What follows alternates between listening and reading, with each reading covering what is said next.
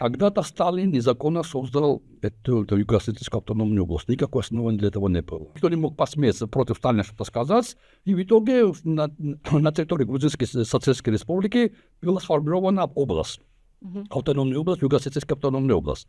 Проходит время, в грузинском понимании эта территория была незаконно создана, поэтому как только Гамсахурзия приходит к власти, и он упраздняет. Он очень коротко правил, потом был путь против него. Но смело могу сказать, если мне поверить на слово, что каждую неделю он что-то предпринимал против Южной Осетии. Там упразднял какие-то районы. Плохо это или хорошо, я считаю, что это было неправильно. От этого началась война. Потом приходит Шеварднадзе через 1,5 года, и он восстанавливает понятие. Если раньше называлась Юго-Осетинская автономная область, Шеварднадзе прямо назвал Южную Осетию, то, что я часто еще использую. Потом приходит Саакашвили, и он, скажем так, это Шеварднадзе создал как условие решения конфликта. Южная Осетия пока не существует на земле, но оно есть в договорах. И надо восстановить, и ведутся переговоры. Саакашвили сам решил восстановить.